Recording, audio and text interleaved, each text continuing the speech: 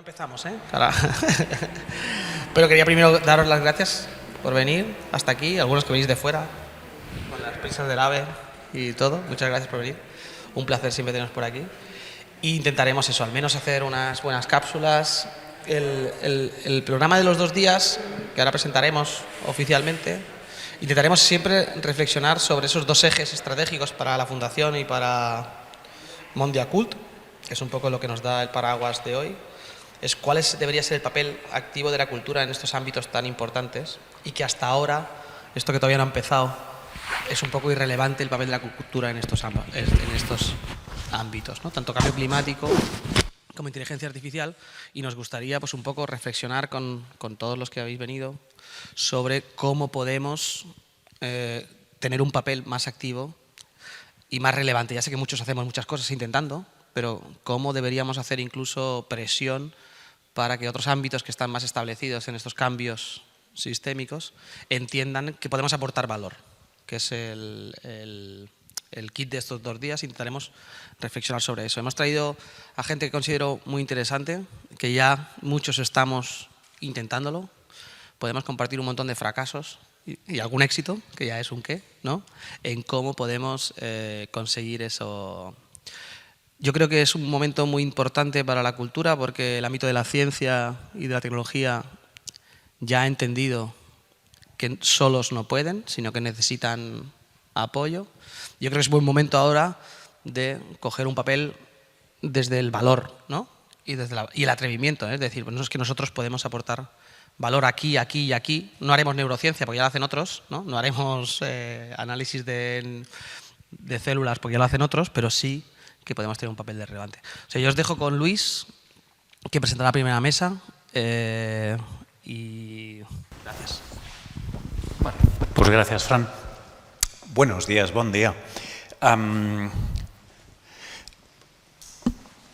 Vamos a estar las próximas 2 horas con una mezcla de microponencias. Tenemos algún clip de vídeo, tenemos algún contenido que queremos compartir, incluso algún experimento que me gustaría hacer con vosotras y con vosotros ahora.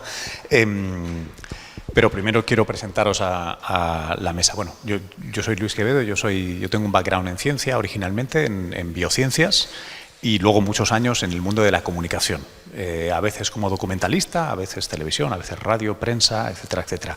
Y con el tema que nos ocupa ahora, que es el de la cultura y cambio climático, seguramente lo que más me relaciona es que durante años estuve, sobre todo en Estados Unidos, con la gente del Día de la Tierra, intentando producir lo que, si recordáis, hará ahora 10, 12 años, fue el Positive Earth Day, ¿no? La primera vez que se le dio la vuelta de ya está bien del Earth Day, vamos a hablar de las cosas que van bien, no solo de las que se están quemando, ¿no?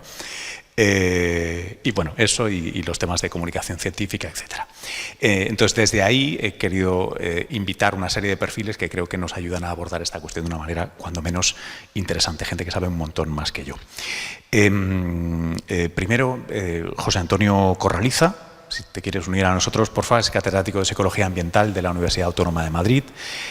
Natalia Cantó, que es socióloga de la Universitat Oberta de Catalunya.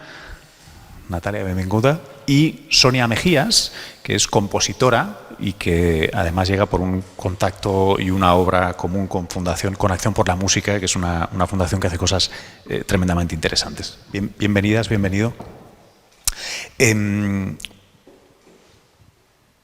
Me gustaría haceros una pregunta muy rápida a las 3. Sobre cuál es vuestro punto de partida en esta cuestión. Si creéis que la cultura juega un rol concreto o debería jugar un rol distinto del que hace ahora mismo en cambio climático. No una respuesta rápida, me refiero, ahora nos ponemos y vamos poco a poco, pero sí me gustaría tener una primera impresión. Sonia, ¿quieres arrancar? Creo que sí que juega un papel importante. Sí. Y claro, yo hablo desde las artes. Sí. Creo que el arte es una herramienta con la que podemos transmitir la información que queramos, también la de cuidado del medio ambiente. Entonces, eso es lo que yo puedo aportar. Buenos días. Partu. Hola, sí, yo creo que es fundamental, aunque no le podemos prescribir un rol establecido. Se tiene que dejar el proceso creativo abierto. Por definición, la cultura no puede ser un proceso predefinido, ¿no? Yo creo que la cultura en la vida humana juega un doble papel. Por un lado, refleja ideas, angustias, sueños, pesadillas de las personas, y por otro lado los crea, les da un cauce. Algunos piensan que las expresiones culturales son catárticas, se puede decir, ¿no? Yo creo que no son solo catárticas, ¿no? Sino que tienen una función muy importante de crear un espacio colectivo. Porque el acto cultural, por definición, es un acto íntimo que se comparte. Y esto es muy complejo, porque si ya somos complejos cuando nos pensamos nosotros con nuestra mismidad, valga la expresión, cuando entramos en el juego de lo que antiguamente se llamaban los arcos reflejos, ¿no? Porque la cultura forma parte de un arco reflejo, ¿no? Donde nos vemos y nos queremos cambiar, es como un espejo muy complejo. Y buen día, que no lo he dicho, buen día. Gracias. Antes de entrar en los diferentes bloques que tenemos o que tengo preparados para este encuentro, me gustaría hacer un pequeño experimento con todas vosotras. Desde mi sensibilidad, que seguramente mi background que es diferente y complementario al del resto de personas que hay aquí, que es ¿por qué hablamos de esto, ¿no? Porque esta es una cuestión, y yo creo que Fran lo decía al principio, es una cuestión que, al menos desde el lado de los datos y la ciencia, llevamos décadas hablando de ello, muchas veces de manera reivindicativa y no sin quejas, ¿no? Porque parece que no funciona, parece que tenemos las cosas claras y sin embargo el mensaje no llega, la acción no llega. Entonces os quería proponer este pequeño experimento. Quien sepa la respuesta, por favor, que no me lo pinche para el resto de las personas que estamos aquí, pero quiero que muy rápidamente y en voz alta me respondáis a esto. Además, como somos pocos, nos escucharemos. ¿De acuerdo? Vamos a ver si se oye.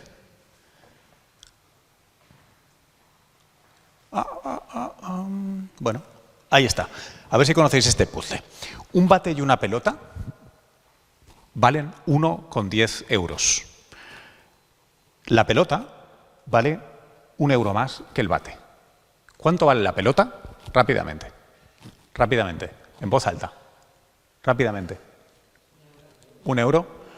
1 euro más que la pelota. ¿Cuánto vale la pelota? 1 euro.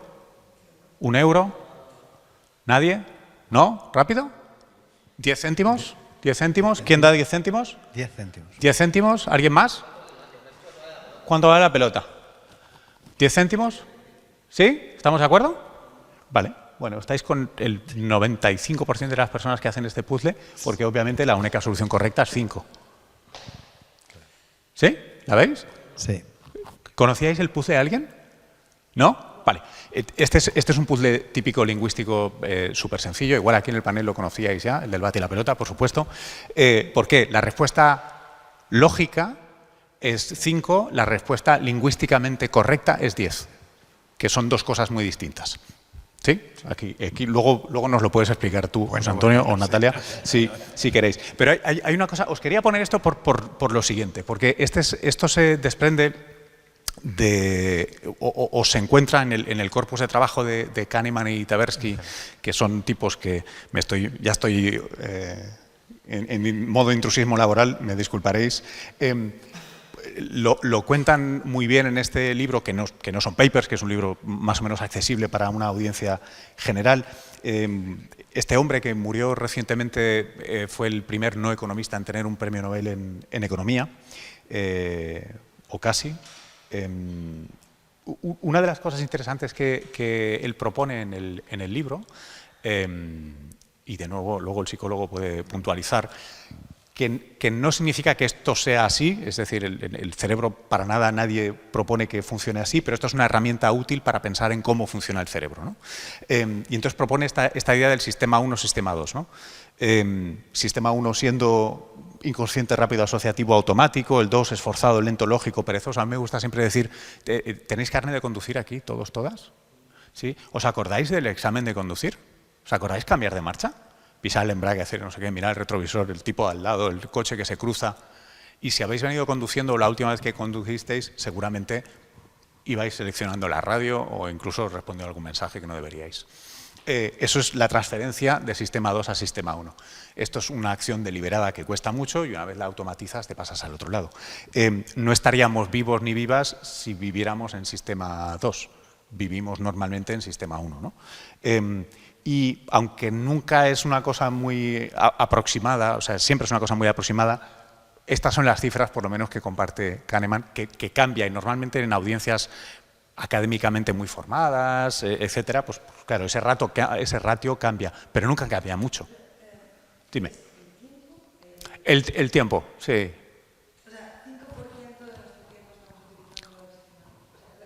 Sí, eso es un approach de brocha gorda espectacular, pero sí. Kahneman lo que plantea es que el 5% de las decisiones que tomamos son razonadas, el resto son rutinas, podemos decirlo, ¿no? Heurísticas, rápidas. Sí, son heurísticos.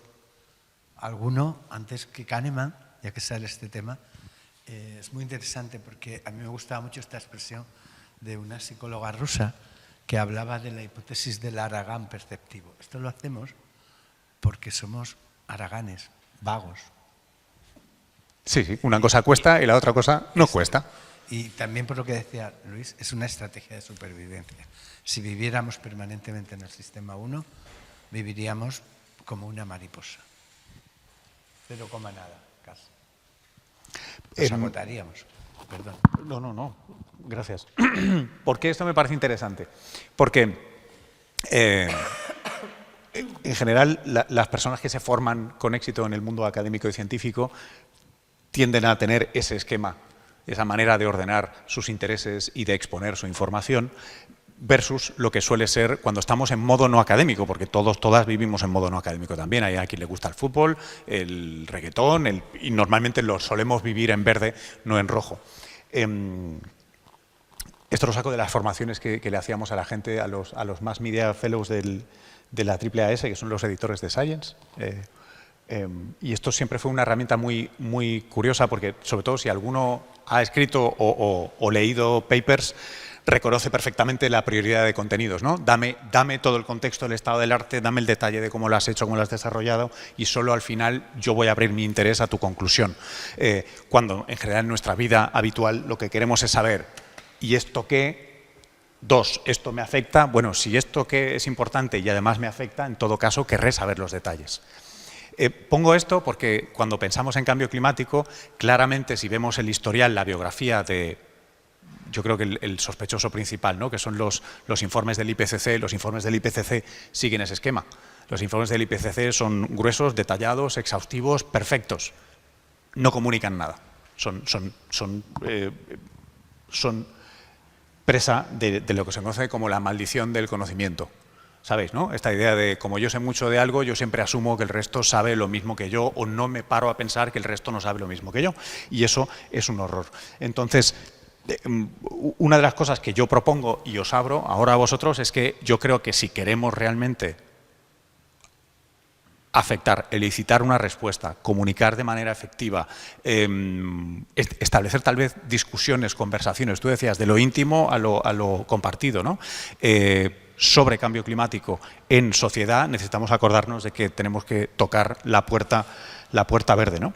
Y que esta es la única cita que pondré, pero esto es de Kahneman, de una sesión del 2012 que se llamaba la ciencia de la comunicación científica. Decía que si queremos entrar por esa puerta, necesariamente tenemos que contar historias en el sentido de stories, de narraciones, de historietas, usar la narrativa, ¿no? Y recordar que en general nuestro sistema 1 suele ser indiferente, o al menos no muy sensible a la calidad y cantidad de evidencia. Que la coherencia emocional es importante, que la fuente, que la credibilidad de la fuente normalmente está por encima de la validez científica, de la evidencia que tengamos ahí. Y eso normalmente corre en contra de todos los ejercicios que hemos hecho en comunicación de cambio climático, al menos desde academia, durante mucho tiempo. Así que seguramente quien sabe contar historias, historias que son emocionalmente coherentes, que son relevantes, que son compartibles, que tocan de alguna manera el discurso público, pues como cura para esa maldición, cultura, ¿no? Ahí lo dejo. Este es mi primer bit. ¿Estáis de acuerdo? ¿Tenéis alguna reacción a esto que he dicho? Yo creo que es Sí. una presentación, Corrígeme. es un framework, Sí. es un marco de referencia muy interesante.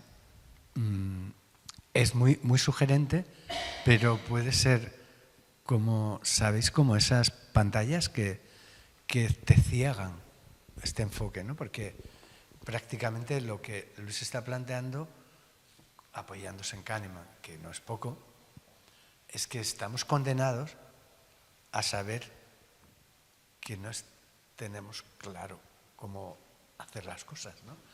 Y puede ser, hay un ejemplo que lo ilustra esto, que es la diferencia, por ejemplo, en el cambio climático. Creo que aquí hay un oceanógrafo, no sé quién es. Ah, hola, buen día. Que lo habrá vivido muchas veces, ¿no? O sea, pero en el cambio climático, por ejemplo, uno de los sesgos que ilustran esto es cuando la gente confunde cambio climático con tiempo meteorológico. Cualquiera sabe que no es lo mismo, ¿no? O cuando confunde la calidad del Mar Menor, yo qué sé, por no irnos muy lejos, ¿no? Porque le han hecho un maquillaje y han quitado, han aspirado espumas y no sé qué, no sé cuánto, pero es incapaz. Lo que quiero plantear es que eso que está planteando Luis acaba traduciéndose en la presencia de dos actores sociales, el experto y el ego. Y este conflicto, que el ego... El que no sabe. El que no sabe. Este conflicto, que él lo plantea casi como un conflicto epistémico, o incluso tiene una versión existencial también, ¿no? Que lo utilizan mucho los terapeutas, ¿no? Es también un conflicto social entre legos y expertos. Y hay muchos campos, no solo en el cambio climático. Por ejemplo, pienso en espacios naturales protegidos. En los aiguamolls de aquí, de l'Empordà, por ejemplo, es una historia de conflicto permanente entre legos, tontos. legos, Tontos. personas no expertas. Listos y tontos. Personas no expertas, lo que él llamaba el público. Claro, legos es una persona, lo contrario de un experto, ¿no? Es el que maneja la información común, mientras que el experto es el que ha aplicado la metodología científica, el triángulo que teníamos boca abajo, ¿no? De metodología, antecedentes, metodología y luego evidencias, ¿no? Entonces, este conflicto, que es un conflicto, él lo plantea como un conflicto de enfoque, acaba generando actores sociales que entran en conflicto entre legos, entre personas no expertas y expertas. Con respecto a eso, si me dejas que intervenga, precisamente de los proyectos que vamos a hablar o que voy a presentar aquí, es a través de la música hacer es decir, borrar esas fronteras. Es decir, en la cultura, el arte, o por lo menos el enfoque que quiero plantearos, creo que tiene el poder de borrar esa frontera entre quienes saben y quienes no, y sentirnos parte de una cosa bella, todas juntas, ¿no? Todos juntos. No sé si... Bueno, luego, cuando podamos presentar las... Vale. ¿no? Sí, claro, Natalia. Yo me atrevería a decir que no estoy muy de acuerdo con lo que has planteado y quisiera desglosarlo en argumentos.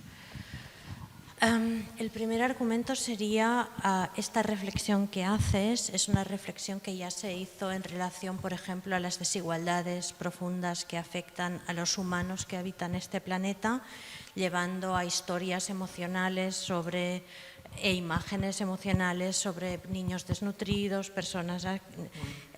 no necesariamente ha llevado a ningún tipo de acción, sino a aumentar la parálisis de la que tú estabas hablando, por lo que yo creo que la idea esta de explicar historias y humanizar y no sé qué, no necesariamente desbloquea el punto que creo que es el que tú estabas señalando, que es el punto de la acción, de la posibilidad de hacer algo. Y el otro punto, o el otro argumento, es que es cierto, en sociología las etiquetas que utilizamos son distintas, pero iríamos también a que la gran mayoría del tiempo actuamos desde el hábito, desde la rutina, desde el conocimiento dado por supuesto, no estamos cuestionando continuamente todo lo que hacemos y por qué lo hacemos y si está bien, sino que actuamos como por rutinas, hábitos, creencias inculcadas que ya no cambiamos, pero hay momentos en los que esto no funciona. Y son los momentos en los que nos toca reflexionar y pensar el cómo, por qué y desde dónde. Y son cuando algo no va como esperábamos o cuando algo no va bien. Y yo te diría que en ambos casos estamos ante este escenario. Estamos ante un escenario en el que la rutina y las acciones rutinizadas y los dados por supuesto y todo lo que tenemos aprendido no funcionan.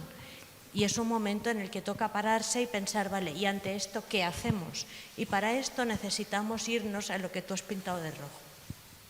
Entonces, podemos hablar de cómo comunicarlo, de cómo vehicularlo, de cómo hacernos todos partícipes, etcétera, etcétera, pero seguro que no será apelando a los ojos grandes de un perrito o de un oso polar.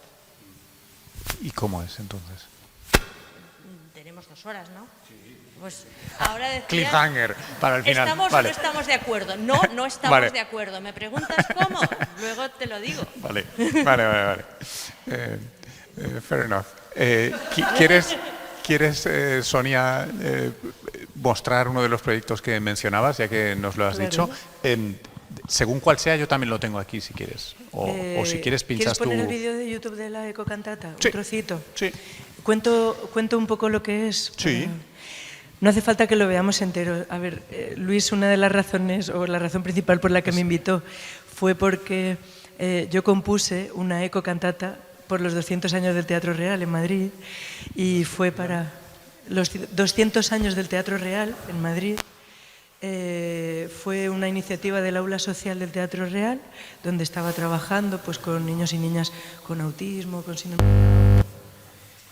Y bueno, implicamos a colegios de Madrid y tal, fue súper chulo. Y os he traído un trocito que es el himno de la sostenibilidad, es el final. La cantata dura 1 hora. Os he traído el final con un karaoke, además, para que sea fácil. Igual lo tiene también Carlas, ¿verdad? Lo tiene en su ordenador, porque se lo he preparado. Sí, si quieres que lo... Y Como queráis. eso, implicamos a grandes Pues ponedlo, artistas, Sí, ponlo. como Rosa Torres Pardo, que es una pianista que ha sido Premio Nacional de Música. También a Nuria Fernández, que es una gran directora de coro, que era quien dirigía toda la parte musical. Y bueno, pues este tipo de iniciativas donde, como decía, se borran las fronteras entre quienes saben, quienes no, o sea, quienes saben están mezcladas con quienes no, y al final acaban aprendiendo cosas de quienes se supone que no sabían, etc. Entonces implicamos como a 300 niños y niñas, la Orquesta Sinfónica del Teatro Real, es decir, más orquestas de niños y niñas, coros, y a ver si nos aclaramos con la tecnología. Había un PDF, eso, es el primer vídeo. Y un poco también es esto, el título que le puse, La música y el arte como herramienta de conciencia y cuidado. Yo creo que la conciencia y el cuidado es lo único que nos puede salvar. Como bien dice también Yayo Herrero, que somos amigas y la admiro mucho, también socióloga y ecofeminista. Esto, si le queréis dar al play al vídeo, así podéis ver un poquito de lo que fue la obra, no tenemos que verlo entero. Bueno, la publicidad de YouTube, a ver si podemos... Yo suelo trabajar con una compañera que se llama Eva Guillamón. Tenemos un dúo, cantante, o sea, somos cantantes juntas y también creamos otro tipo de obras como esta. Ella hizo el libreto, la letra, y yo hice la música. A ver si se escucha. El libreto es el texto, el guión. En las óperas y en las cantatas se llama libreto. ¿Se puede escuchar más fuerte?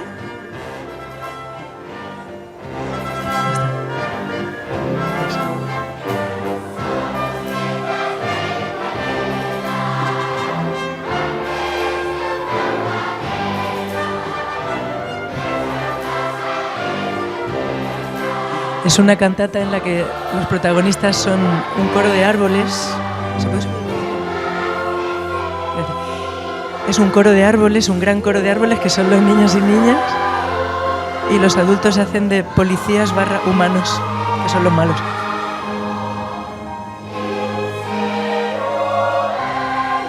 Y este es el canto final.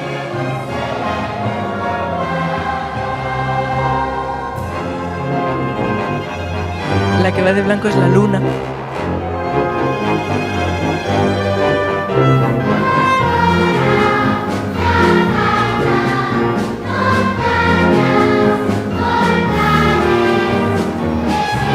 Claro, y al final lo bonito de estos procesos no es la muestra final, que fue esto, sino todo el proceso, toda la conciencia de la naturaleza, de la importancia de la flora, la fauna, ¿no? Todo el montaje que fue durante todo un curso escolar, pues es una maravilla, ¿no? Y luego la muestra final, pues bueno, es lo que se lleva los aplausos, ¿no? Y este es el coro de Manos Blancas, que estaba compuesto por personas con síndrome de Down y autistas.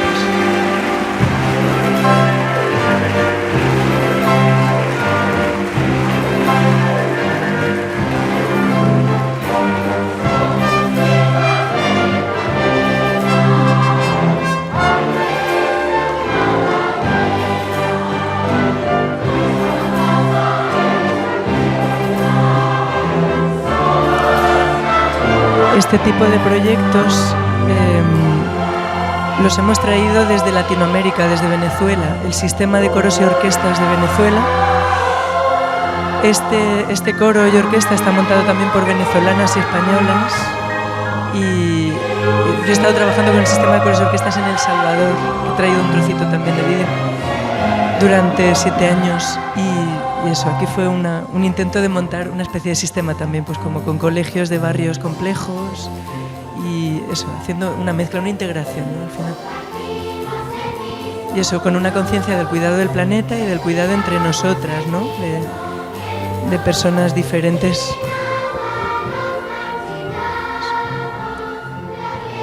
Bueno, por mí, si queréis, lo podemos parar, y ya si lo queréis buscar luego en YouTube, se llama Himno de la Sostenibilidad. Y ponérselo a vuestro alumnado, si sois profes. Muchas gracias. Porque yo estaba evaluando esta experiencia que organizaba la Fundación Acción Social por la Música con Nuria, porque para llegar a esto, a veces no lo pensamos, pero la cultura, para llegar a esto que fue en julio, me parece que fue este concierto. Julio de 2017. 2017. Luego hubo otro en el Colegio de Médicos de Madrid también con Acción Social por la Música también. Sí, pero lo que quería decirte es que para llegar a esto, el coro, por ejemplo, los ensayos del coro eran por grupos de 6, 8, ¿no? De 6, 8 personas, que eran los martes y los... Bueno, no era así, pero... Sí. Bueno, digo los del coro, los que iban al Teatro Real, los de autista. Sí, sí. Y entonces yo estaba evaluando la evolución de los autistas con el equipo, con Nuria y con Félix Márquez, que estaba también ahí. Sí. Y es una experiencia muy interesante. Lo que yo más recuerdo de este concierto, aparte del coro de Manos Blancas, y que uno de los niños del coro de Manos Blancas, hubo un momento que se cansó y se sentó, ¿no? en un estrado, lo recuerdo. Era como había cambiado el paisaje del público del Teatro Real, ¿no? Porque en ese concierto habían venido claro, las familias, claro, estaba hasta los topes. Entonces venía gente de los barrios, como si el liceo se llenara de gente de Nou Barris o de Carmel o algo así, ¿no? Aquí en Barcelona, ¿no? Claro, pero es esto, un poco lo que quería aportar es que yo creo que proyectos así son los que cambian las cosas para mejor, ¿no? Los que nos ponen en visión positiva, ¿no? Que se ha ido nuestra compañera que ha presentado, pero esa visión negativa, ¿no? Los fracasos, pero también los éxitos, ¿no? Conseguir una visión positiva de que se pueden hacer las cosas de otra manera, ¿no? Estas mezclas de personas tan distintas y tan nutritivas, ¿no? Esas mezclas, ¿no? Sí, bueno, queréis que... no sé cómo quieres llevar, Luis.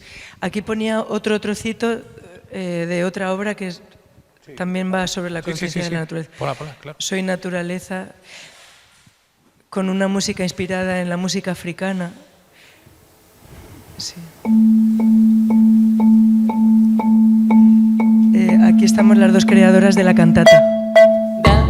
Da dia durum dam daram dum dua, da dia durum dam daram dum dua, da dia durum dam daram dum dua, da dia durum dam daram dum durum wa, da dia durum dam daram dum dua, da dia durum dam daram dum dua, da dia durum dam daram dum dua, da dia durum dam daram daram mani mari namana mani mari namana mani mari namana mani mari nemene meni meri nemene meni meri nemene meni meri nemene meni meri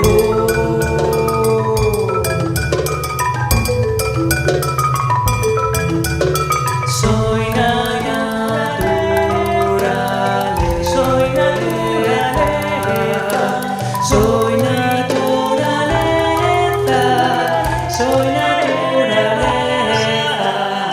Si quieres bajarle un poquito y explico. Con el dúo todas las letras que tenemos son ecofeministas, ¿no? En general. Y hacemos talleres también a los lugares a donde vamos. A veces en inglés cuando no se habla en español en el lugar. En China, por ejemplo, que hay tan poca conciencia ambiental, hemos hecho 7 giras con talleres incluidos y bueno, es eso, somos las dos mismas que creamos la cantata Somos Naturaleza. Esto se llama Soy Naturaleza. Por eso lo quería traer, porque era un poco eso, a través de la música, las letras de Eva en este caso, cómo se pueden ir plantando esas semillas, ¿no? Yo le ofrecía, por ejemplo, a Luis, ¿por qué no de aquí podemos sacar unas iniciativas a través de los coros, que son tantas personas las que cantan en los coros y tantas personas las que escuchan, hacer unas letras y unas músicas que se puedan ir distribuyendo y que se canten, ¿no? O sea, por especialistas en cambio climático, ¿no? Unas letras pero positivas, claro. Porque, o sea, ponernos en lo que en la catástrofe no nos sirve de nada en realidad, ¿no? Sino en qué podemos hacer, ¿no? Bueno, por mí eso también lo podéis buscar. Dua d'Apel nos llamamos y eso, trabajamos también para otras personas como la cantata y hacemos nuestras propias creaciones para ser cantadas por nosotras. No sé, Luis, si quieres que termine lo que había traído. Sí. Vale. Otro proyecto que también fue a través de la música hacer esto también, si lo queréis poner de fondo y lo voy contando un poco. Es un vídeo más o menos largo. Todo esto viene de YouTube, entonces podéis buscar luego los enlaces y verlo. Estas palabras son un poco más difíciles de buscar. Ne, náhuatl, xuchiquisa se escribe. Publica una oferta, chatea y contrata. Job Today, empezamos hoy. Bueno, en la publicidad de YouTube y tal. Este proyecto fue el que hice con el sistema de coros y orquestas en El Salvador, que sabéis que ha sido, no sé si sigue siendo por desgracia, el país más violento del mundo, con el tema de las pandillas y demás. Y este fue un proyecto que llevé a cabo desde 2012, todavía en 2020 hemos seguido haciendo cosas, pero ya en Madrid trajimos a los actores y actoras del movimiento de recuperación de la cultura indígena de El Salvador, los trajimos al Museo Thyssen y a la Casa de América. También, justo antes de la pandemia, como una semana después empezó la pandemia. Entonces, este proyecto también ha envuelto a un montón a cientos, miles de niños y niñas de El Salvador que no tenían conciencia de su cultura indígena. Es una iniciativa que parte del corazón. Y entonces era también mezclar. La música sirve mucho para mezclar personas de diferentes procedencias, de diferentes niveles culturales, siempre contando con coros infantiles, y sentirnos una misma cosa, que se comprometen entre nosotras, con el planeta, ¿no? creadas por nahuablantes y a cantarlas. Esto fue la bomba. O sea, gracias a este proyecto se empezó a enseñar náhuatl, la lengua indígena, en los colegios, con estas partituras. Soy Sonia Mejías, compositora española.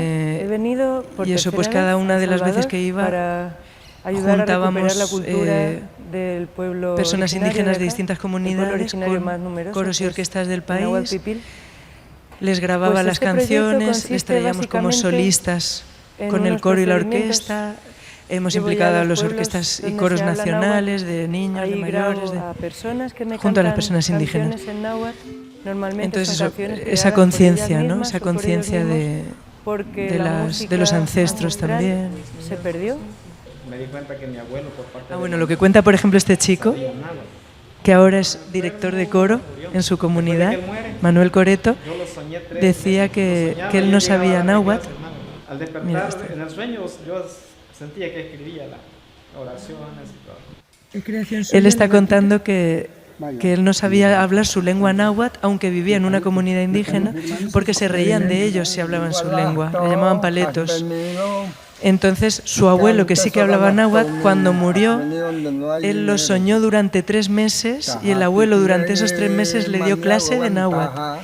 Y después hablaba náhuatl con las personas, decía, pero tú, ¿cómo hablas la lengua si no la sabías? Dice, mi abuelo me enseñó. O sea, también es una cosmovisión muy hermosa, ¿no? También y bueno. Y esta persona, Paula López, ha sido la gran cantora del Salvador, la que a través de la música ha hecho llegar la lengua náhuatl a lugares. Ella fue la iniciadora del proyecto y murió. Murió por brujería de una señora de su pueblo que la envidiaba. No es nuestra. Cosas que pasan, ¿no? En el mundo indígena también. La tierra bueno, si tenéis alguna pregunta sobre esto o sobre los proyectos anteriores. Y esto también lo podéis encontrar en YouTube. Y luego me he traído solo 2 cositas que hemos ya de aquí de España también. Muchas gracias. Muchas gracias. Una es, yo vivo en Alicante, trabajo en el Museo de Arte Contemporáneo, allí hacemos iniciativas muy chulas en el MACA. Y esto fue con otro grupo de iniciadoras de proyectos que se llaman Máquina Acción, con K. Y entonces hicimos un taller de conciencia natural en el único parque inundable que hay en toda esa zona. Por ejemplo, en Alicante no podría suceder una dana, o sea, no podría suceder esas inundaciones porque existe este parque inundable que es como un gran embudo. Entonces, cuando llueve se va el agua ahí, se canaliza hacia el mar. Se llama La Marjal, por si queréis buscarlo. La Marjal. Está entre Alicante y San Juan.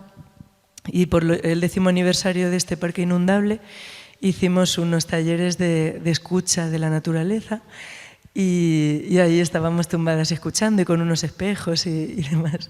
Y también, por ejemplo, en esta foto de la derecha estamos haciendo una pequeña marjalcita con nuestras manos para saber cómo funcionaba, ¿no? Echándonos agua en las manos y sujetándola con esa forma que tiene el parque, ¿no? Que es esa forma como de embudo. Y luego, por último, pues he traído unos objetos de poder, que también sale ahí ya la última foto. ¿La puedo pasar yo con él? ¿Sí? ¿Mejor? Sí. Ahí está. Pues como el arte funciona desde lo simbólico y no desde lo intelectual, no desde lo académico, que hablábamos antes, ¿no? Lo verde y lo rojo, funciona desde lo verde, el arte.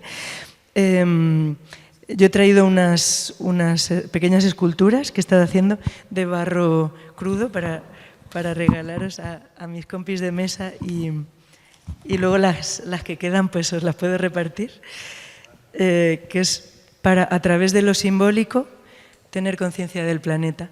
Y como es barro crudo, es muy frágil, que es la Tierra, ¿no? Y la Tierra tiene todas las memorias de todos los siglos atrás.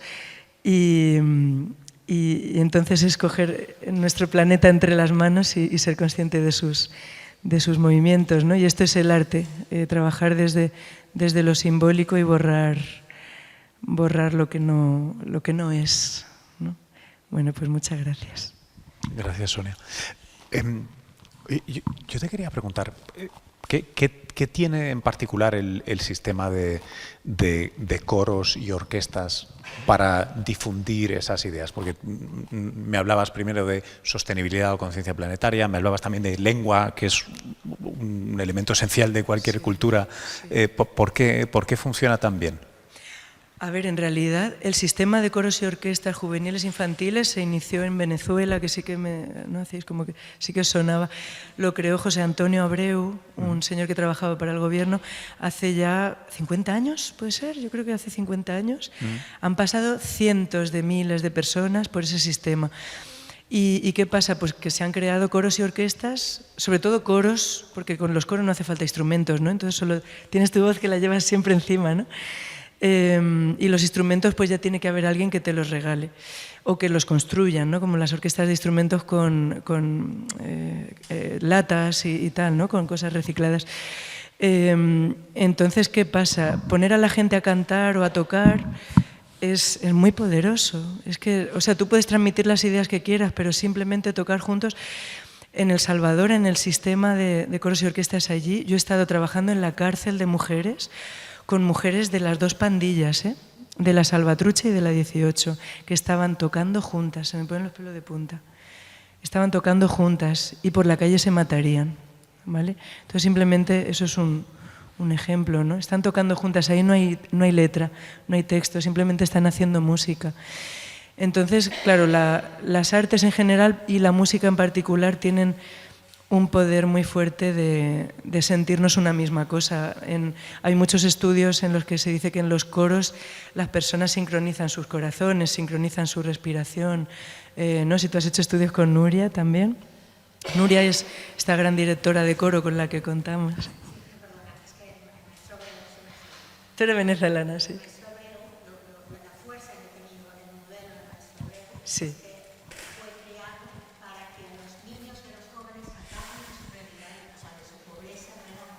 Y de la opción de las pandillas.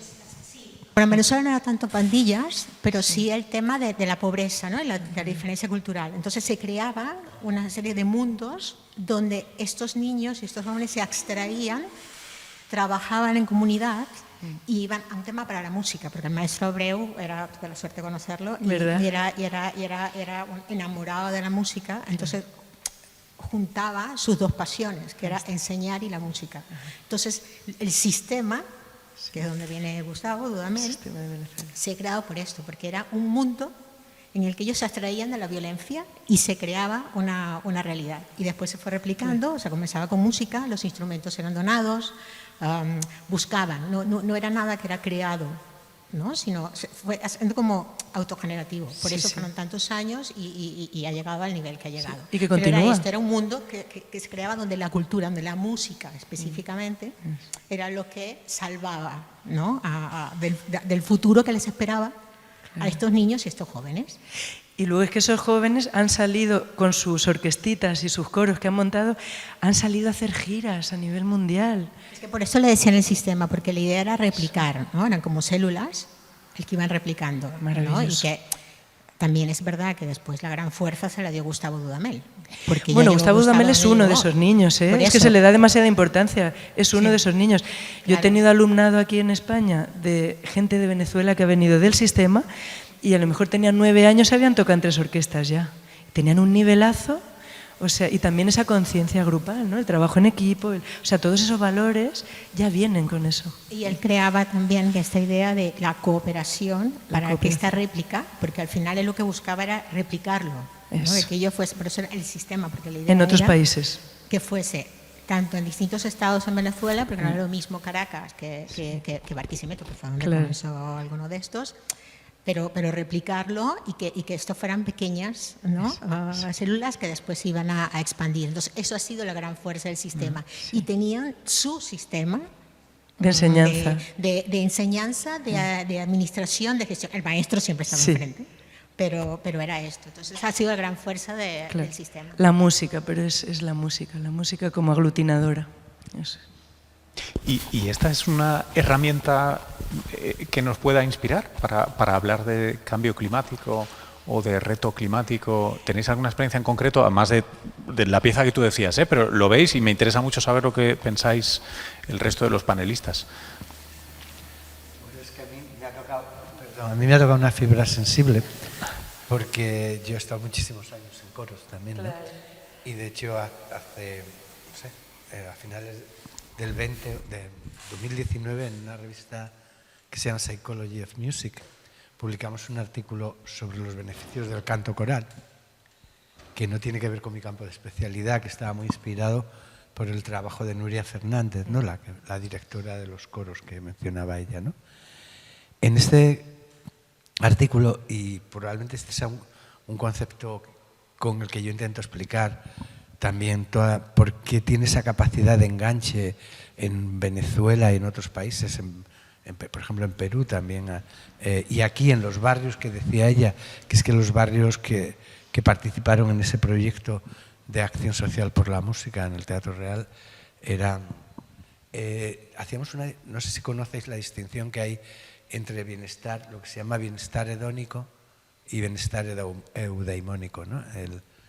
De hecho, nosotros acuñamos el concepto de eudaimonía coral. El bienestar hedónico es la experiencia de estar satisfecho, ¿no? Cuando uno consigue algo, tienes hambre, comes, o una meta, lo consigues. El bienestar eudaimónico es un bienestar que depende más, Aristóteles decía, de la virtud, ¿no? Depende más del sentimiento de autorrealización.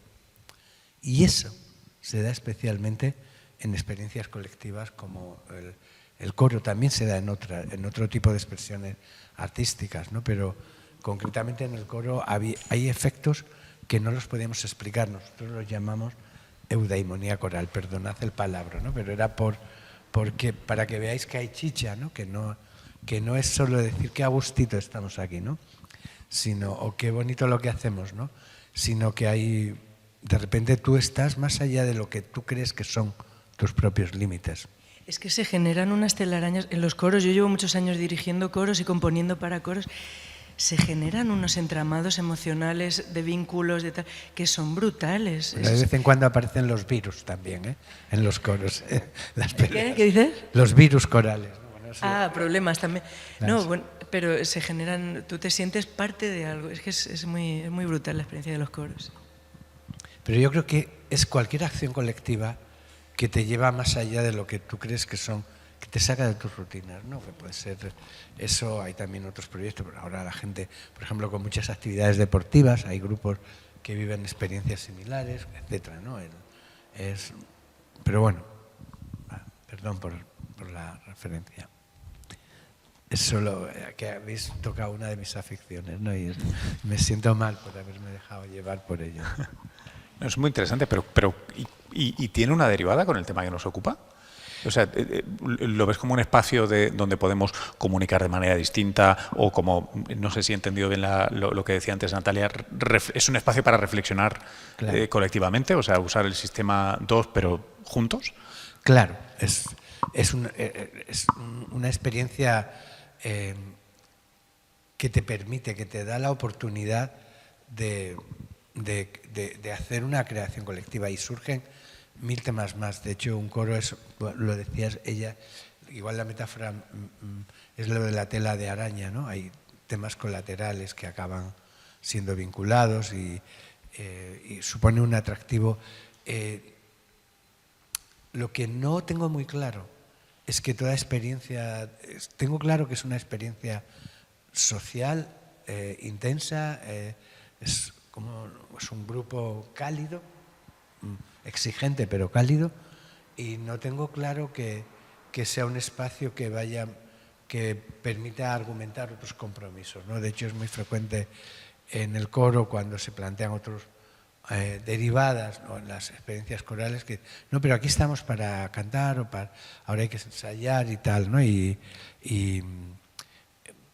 hay muchos, en fin, yo creo que sí que es una oportunidad, digámoslo así, ¿no? Pero va a depender mucho de la capacidad, por ejemplo, de que se vayan metiendo inputs, como los que está introduciendo Sonia, ¿no? Que de repente veamos que es un sentido que va más allá de tu propia experiencia de autorrealización. Pero tiene un componente también muchas veces terapéutico, como lo siempre, siempre, etcétera, ¿no? Yo una cosa que me planteo, citando de memoria, así que espero no meter la pata, trabajos del grupo de Ancho Sánchez, de la Carlos III, en el que hace experimentos que hablan de respuestas individuales a dilemas sociales relacionados con cambio climático, ¿no?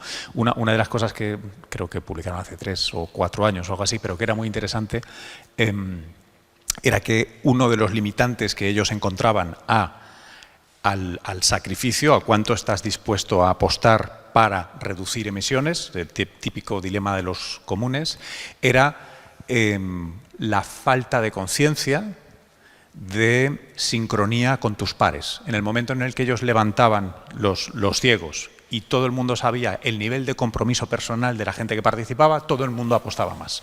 El problema era que cuando no sabes cuánto te preocupa a ti cambio climático, yo por si acaso no apuesto mucho, no por egoísmo solo personal, sino porque no estoy conformando a la regla, porque igual yo soy un ecofighter verde y no encaja con lo que tú esperas de mí.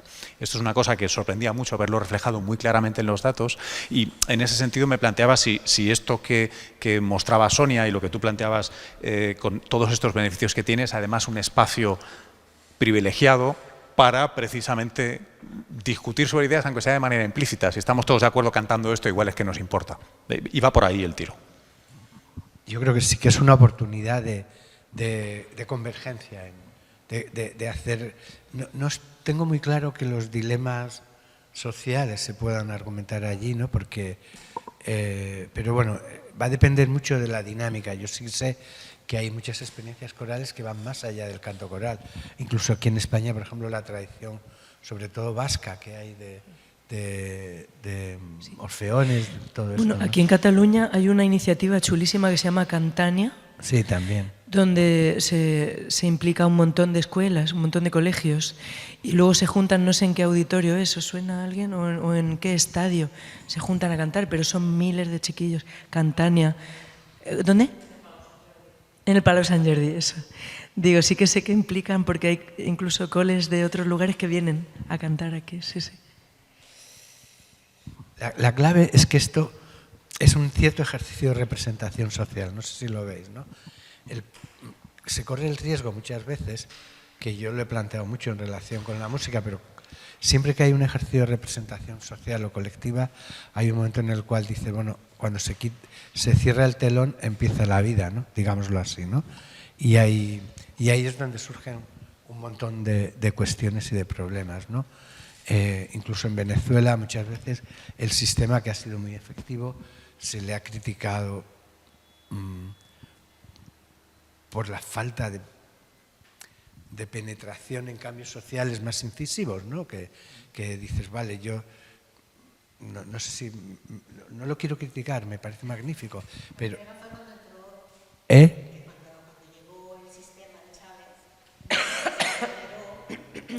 Claro.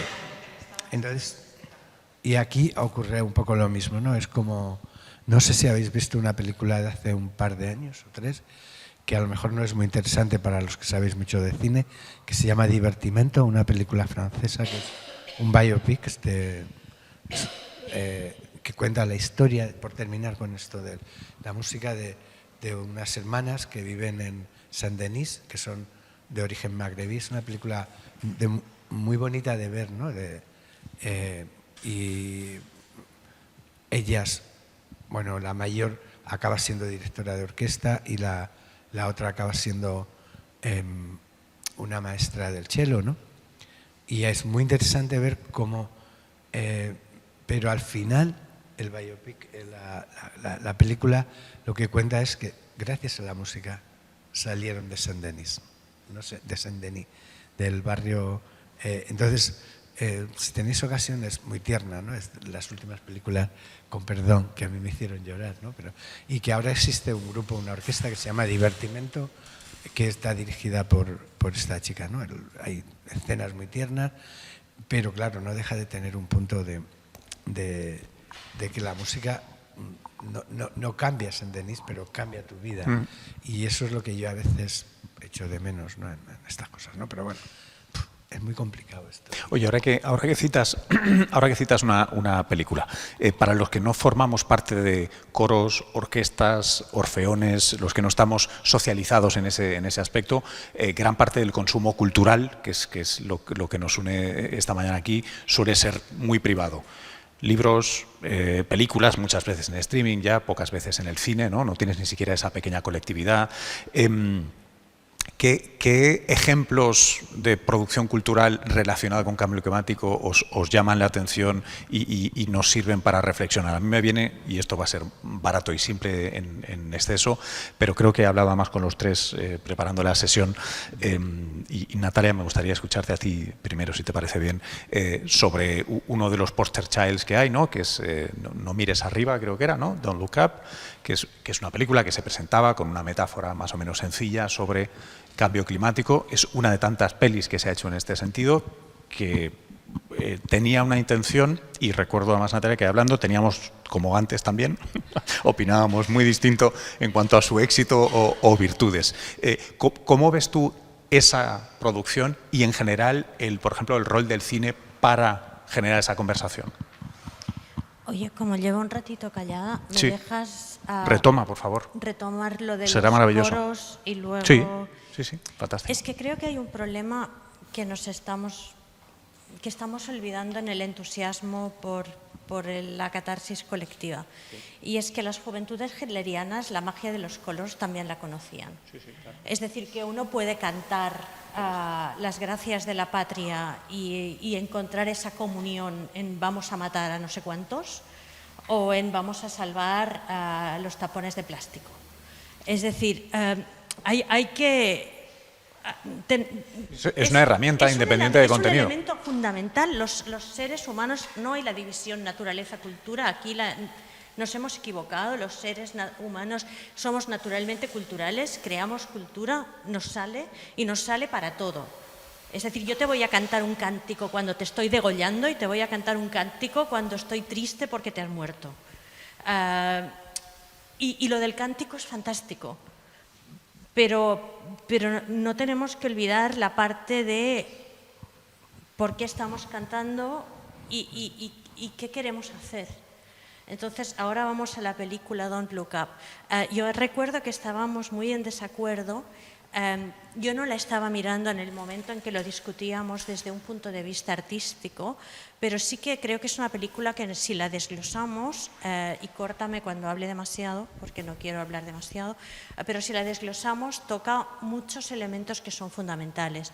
El primero, yo he trabajado con esta película con grupos de discusión y con jóvenes, y una de las cosas que más me dejó inquieta, y eso a los sociólogos nos va bien para hacer preguntas, era que mucha gente la tomaba como una película de humor. Es decir, Don't Look Up, no, es que a mí el género cómico no me gusta. Yo pensaba, espera un momento, explícame qué tiene de cómico, ¿no? Y claro, no, porque es un género cómico, porque hace gracia, no sé cuántos. Para explicar la historia desde el final, porque la gracia nuestra es que podemos dar spoilers, es que muchísimos de los jóvenes con los que yo hablé consideraban el final un final bueno, un final bonito. Es decir, ¿recordáis la película? Lo iba a spoilear, vale, no te preocupes. La historia de la película es que un científico o una becaria y un científico intentan explicar al mundo que un meteorito va directo a la Tierra, que va a impactar y que nos vamos a morir todos. Básicamente. Y la metáfora es muy buena, es mucho mejor de lo que creo que tú encontrabas, por el hecho de la falta de agencia. ¿La falta de? Agencia que la gente percibe ante cosas como el cambio climático. Es decir, si tú te viene un meteorito a tropecientos por hora a impactarte, no es que no tengamos recursos como humanidad, que también sale en la película, pero tú como ser individuo aquí no vas a poder hacer ¡ah! Y pararlo. Entonces estamos como bastante impotentes ante una amenaza que nos va a matar igual, por impotentes que seamos. Es decir, el poder es desigual. El meteorito nos mata, nosotros no matamos al meteorito. Punto uno. Punto dos. Cuando desde la ciencia se intenta explicar, te encuentras con agentes políticos y agentes mediáticos. Y luego te encuentras con agentes económicos, como también sale en la peli, pero los agentes económicos, como en la realidad pasa, no están en la primera línea y no son los que dialogan contigo en las noticias. Vale. Tú vas, lo explicas en los medios y en los medios quieren que lo expliques en 1,5 minutos y que lo hagas en positivo. Lo del positivo que a mí me revienta, porque lo que es positivo y lo que no es positivo, pues no es positivo. Y ya está, y no hace falta buscarle el ángulo desde el que es positivo, porque si no es positivo, ¿para qué mentirnos? Entonces, vamos a encontrarle algo gracioso a lo del meteorito, porque así lo comunicamos mejor. Venga ya. Así lo intentan y van intentando decir, no, pero es que nos va a matar. Sí, pero no lo digas así, que la gente se asusta. Tenemos que explicarlo en positivo. ¿Y tú cómo vamos a explicar en positivo que en 2 meses y 3 semanas va a impactar? Vale, le damos a la creatividad. Bueno, a lo mejor aquí la creatividad no era tan importante y el mensaje claro sí. Pero bueno, le damos la creatividad. Luego vienen los políticos. No podemos ahora discutir eso porque hay elecciones. Entonces, esperemos ganar y luego lo discutimos, que todavía hay tiempo. Entonces, en la película sale la fuerza económica que dice, oye, pero este meteorito está repletito de minerales que nos interesan un montón, como Ucrania, pero en meteorito. Es decir, no lo vamos a parar si podemos primero hacer un deal para esos medios. Vale. Pues eso hacen, hay la tecnología para pararlo, como hay tecnología y hay recursos y hay conocimiento para parar muchas cosas malas que pasan y no las paramos. Es decir, es metafórico, pero poco.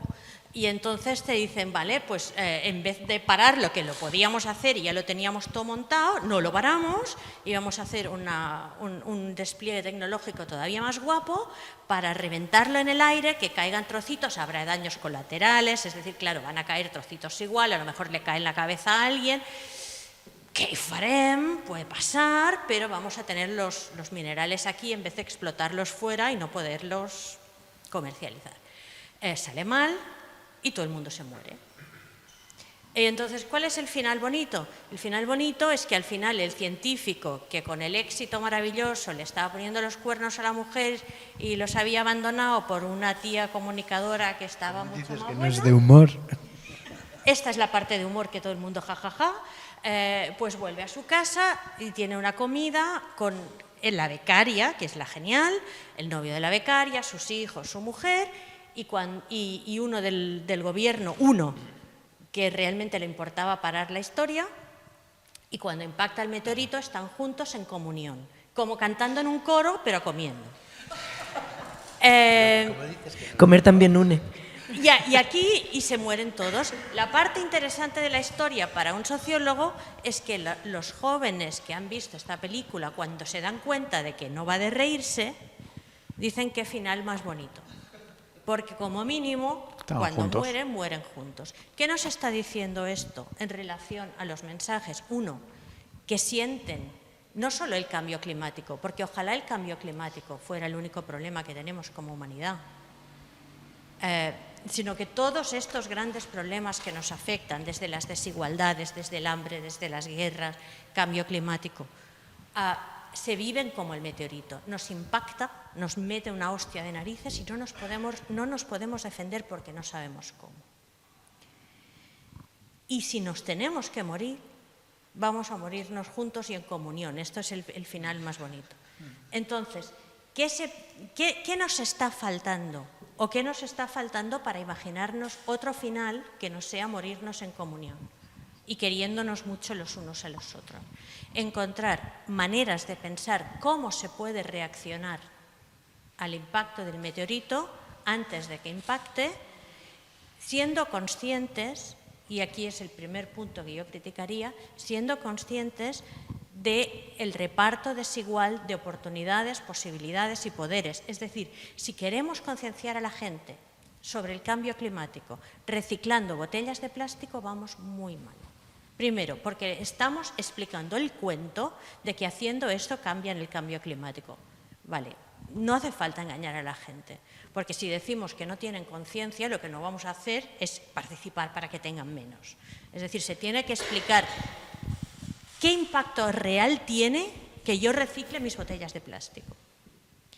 Después, ¿qué impacto real tiene que compre la ropa donde la compro? ¿Qué impacto real tiene que utilice ChatGPT para que me diga cómo cocer los macarrones a cuántos minutos exactos? ¿Y qué coste climático tiene utilizar eso? ¿Qué coste climático tiene que yo, que vivo en Vic, me presente aquí a las 9 de la mañana después de dejar a los niños en coche al Instituto de Tona, que está a 20 kilómetros de Vic y a 60 de Barcelona?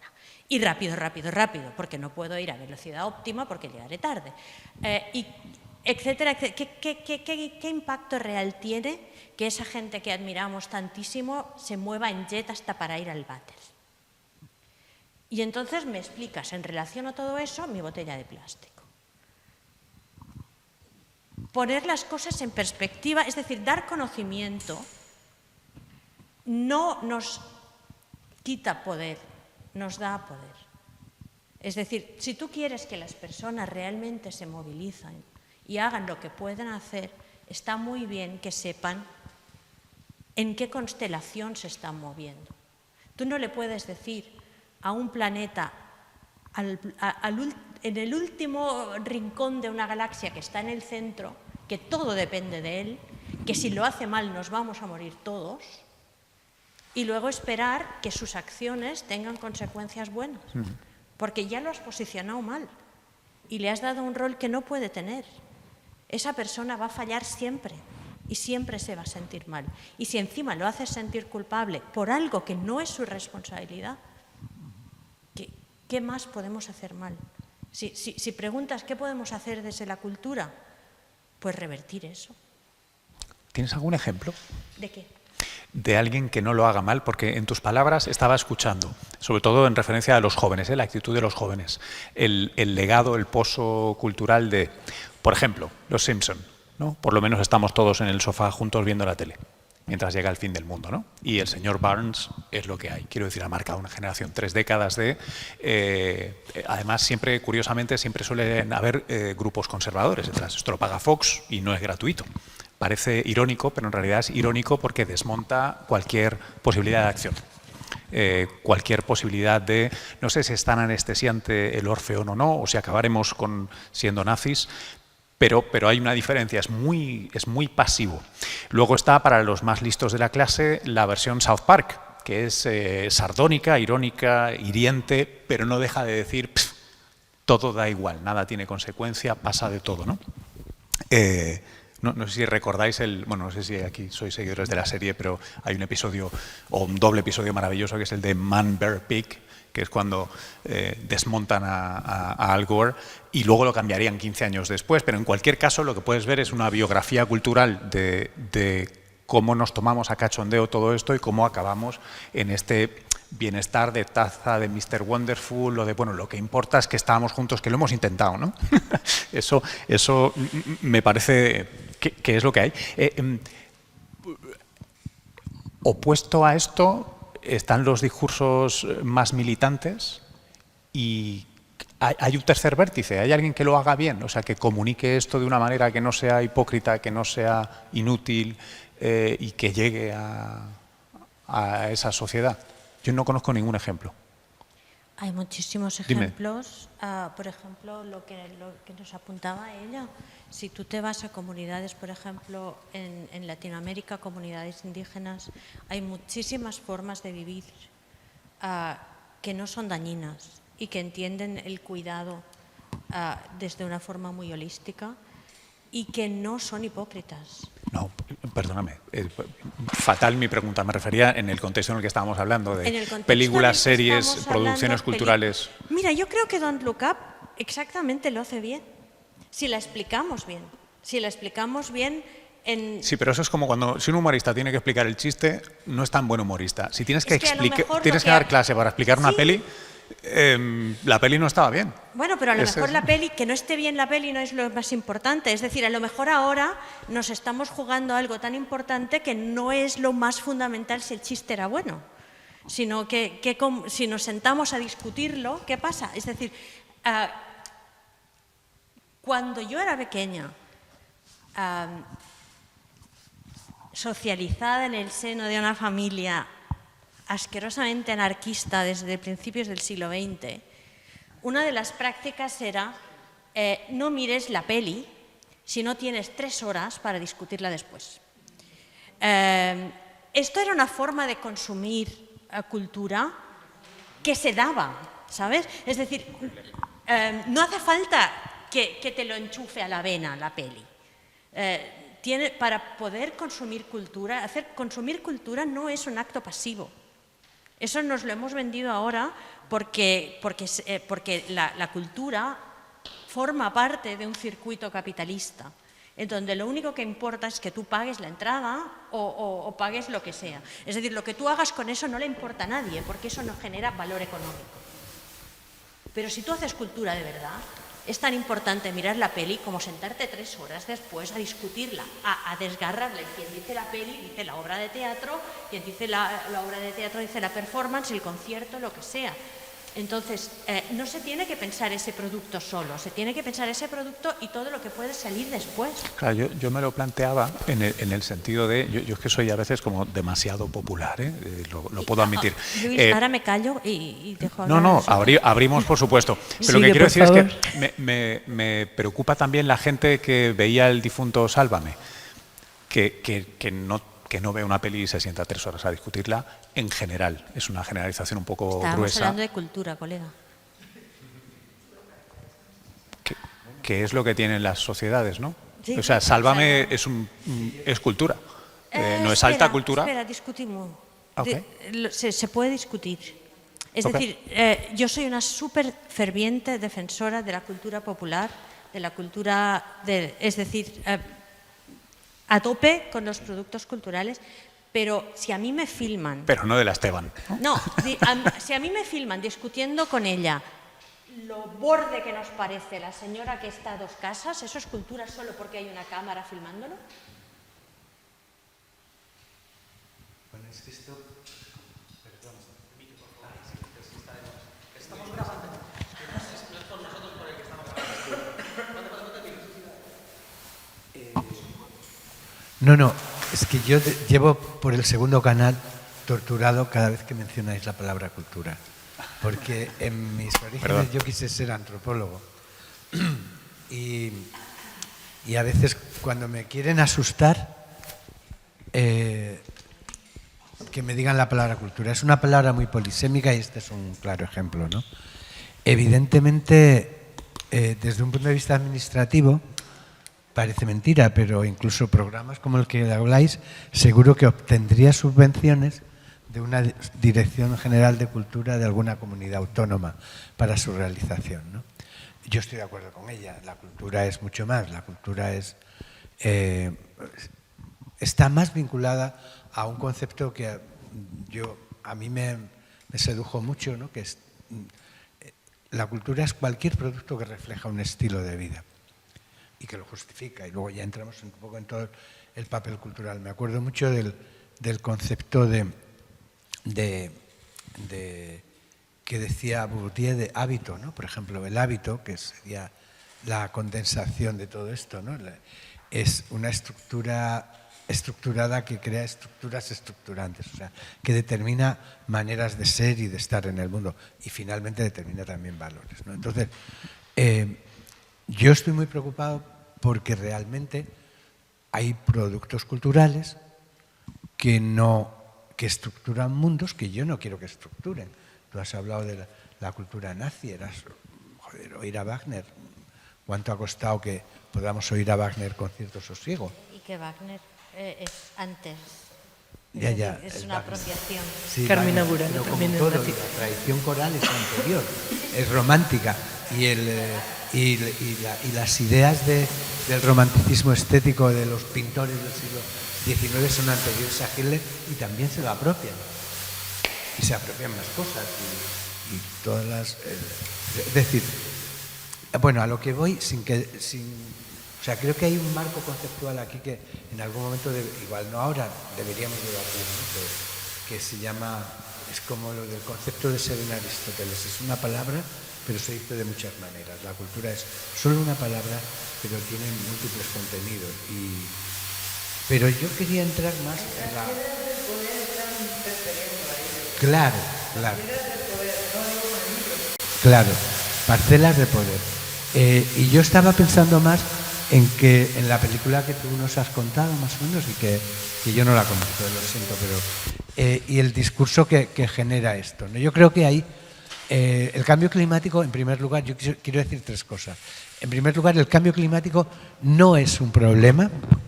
Sí. Nos equivocamos cuando decimos que el cambio climático es un problema. En realidad es una etiqueta que utilizamos para describir una trama muy compleja de problemas, que al final tienen que ver con algo que tiene que ver con los estilos de vida, que es lo que tú planteabas, ¿no?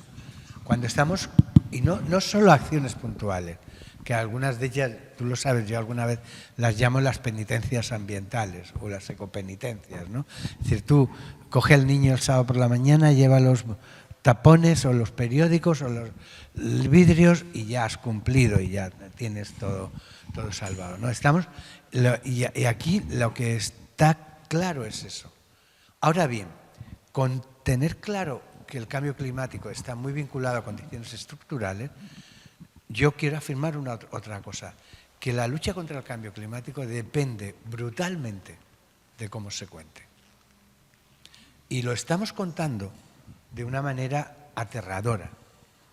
Y yo sí que soy contrario a los discursos apocalípticos, tremendistas, pero no porque mi opinión no vale, quiero decir, porque hay investigación empírica que la avala. Hoy sabemos que todo lo que asusta paraliza y no moviliza. Y eso está más claro que el agua. Entonces, yo ahora mismo lo que sabemos, porque ya llevamos mucho tiempo haciendo campañas de cambio climático y haciendo mensajes y todo esto, y ya hay muchos datos para ver cómo impacta esto. Sabemos que este tipo de mensajes solo tienen efecto, yo podría poner algún ejemplo ahora, porque tienen lo que en publicidad, en comunicación se llama una alta función de enganche. Destacan, tienen saliencia, ¿no? Destacan porque, como las campañas que se hacían aquella de la Dirección General de Tráfico, ¿no? Pero sabemos que esas campañas no tenían efecto. Tienen un tiempo de cadencia muy bajito. Y ahí, fijaros que es diferente, porque el cambio climático, yo creo que no es una buena metáfora lo del meteorito, con perdón de la película, me parece, para referirnos al cambio climático. No, sí, pero por una razón, porque el riesgo o las amenazas van a depender mucho de la causa. El meteorito es algo que tiene que ver con dinámicas incontroladas, mientras que el cambio climático, tal y como se está proponiendo ahora, hoy todos sabemos, lo deben dudar Donald Trump y cuatro, que lo dicen en público, que es antropogénico, es decir, encima te culpabilizan. Y sabemos que esas campañas generan lo que algunos han llamado ecofatiga, es decir, la tendencia a desconectar, porque uno no puede estar angustiado mucho tiempo, y más por algo que tú dices, pero es que yo no soy el culpable, mire usted. O sea, yo no puedo, y luego hay otras cosas, ¿no? Hay muchos efectos que están apareciendo. Yo diría tres. Uno es la tendencia a desconectar de la información angustiante. El segundo es la tendencia a un sesgo que llamamos el sesgo de la percepción de ineficacia. Es que nada de lo que yo pueda hacer va a resolver este problema. Y otro aspecto muy importante que está muy vinculado a la estructura, que está muy vinculado a ese contexto político que tú dices que describía la película esta, que es un sesgo que yo llamo el del optimismo tecnológico, y que ya lo acuñó Ramón Margalef, un catedrático catalán de ecología, que siempre decía, lo peor que hay para conseguir que la gente se implique en la defensa del medio ambiente, decía en aquel entonces, y es perfectamente aplicable ahora, es pensar que ante cualquier problema siempre habrá un científico sagaz que invente algo, un tecnólogo, y un político honesto, si queda alguno, que busque el dinero para implementar esa solución tecnológica. Y ahora mismo somos víctimas de estos tres sesgos que explican lo que un psicólogo ha llamado los dragones de la inacción ante el cambio climático, ¿no? Entonces, los dragones de la inacción ante el cambio climático. Lo que explica esto que llamaba él la parálisis, yo a veces lo he llamado ecoparálisis, ¿no? que es la misma sensación que tiene un ansioso. O sea, ¿cuál es la experiencia de un síntoma depresivo? De verdad, no esto, la depresión de esto de estar desanimado porque hay nubes o porque hace mal tiempo, ¿no? Es la de que tienes un marrón encima y o no sabes, o no quieres, o no puedes hacer nada para salir de él, que es lo que en psicología se llama la indefensión. Y aquí lo que este tipo de campañas tremendistas están generando es ecoindefensión. ¿Entendéis la palabra indefensión, Cristian? Muy de decir que yo no puedo hacer nada. Entonces, bien, porque voy a poner un anuncio que ilustra esto. Y ya termino, dura 3 segundos, ¿no? Es un ejemplo de cómo se cuenta el cambio climático. Ábremelo. Así se cuenta el cambio climático. He cogido 2 anuncios, ¿no? Por coger uno de los fenómenos, ¿no? El deshielo de los polos. Yo veo este anuncio y digo, pobre oso polar. Me compadezco. Este es un anuncio británico. Si va.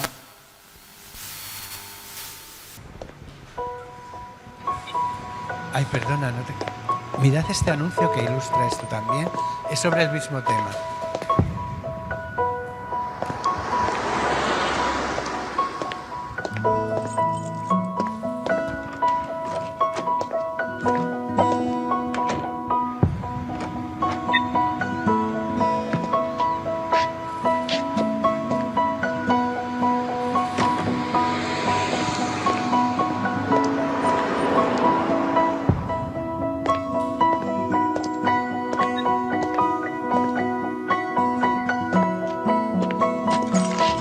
Volvemos al pobre oso polar que está perdiendo su hábitat. Esto, hay otros ejemplos, no voy a abusar de la presentación, hay más, pero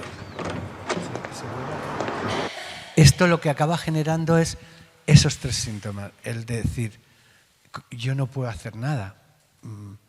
Y sin embargo empatizo con el pobre oso polar, quiero hacerlo, no sé qué hacer y si acaso que lo hagan los gobiernos. Y entonces, o que alguien invente algo que resuelva esto.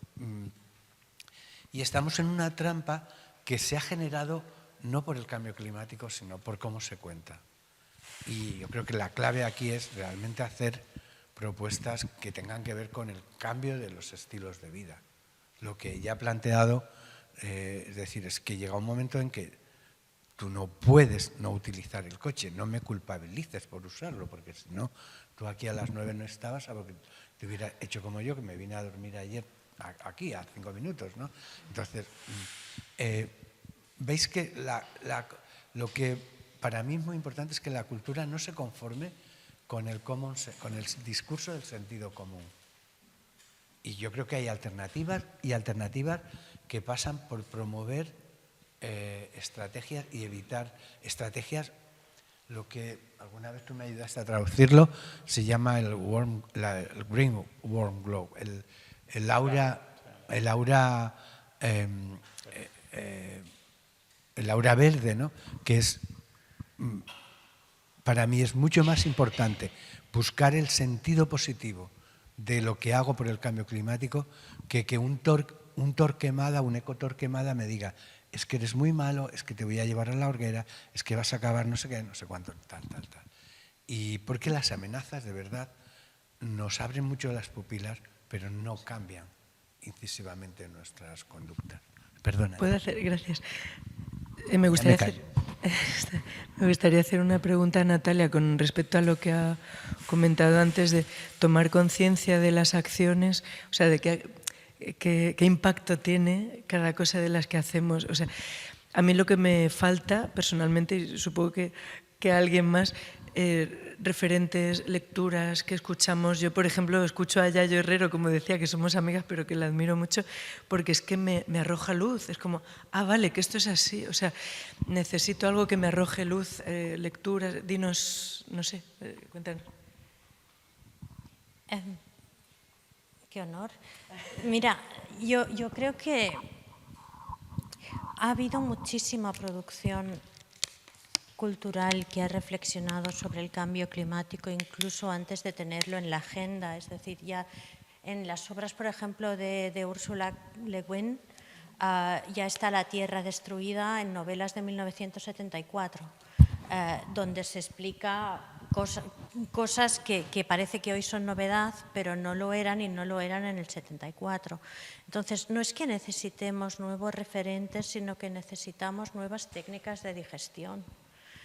Por ejemplo, lo del meteorito, que no funciona. Yo creo que funciona perfecto si luego tenemos ese espacio de diálogo donde alguien pueda decir, bueno, pero es que esto parece que es de fuera del sistema y en realidad lo hemos creado nosotros. Y puedes decir, vale, pero lo hemos creado nosotros y entonces puedes hablar de sistemas complejos. Es decir, estamos tan acostumbrados a buscar la causalidad de yo le pego una patada a la pelota se mueve, que no entendemos que la lógica del cambio climático sí que puede haber elementos causales, pero es un sistema complejo. Y tú no puedes decir, si yo hago A, en el cambio climático pasará B, porque hay escalas con emergencia en cada una de ellas. Es decir, que tú no puedes decir, yo si hago esto funcionará así, pero eso pasa en sociedad en todo. Sociedad también es un sistema complejo. E insistimos en intervenir sin tener en cuenta que las consecuencias no buscadas de lo que hacemos existirán siempre y en todas partes. Entonces, entender el cambio climático como un fenómeno emergente que tiene la lógica de un sistema complejo es fundamental.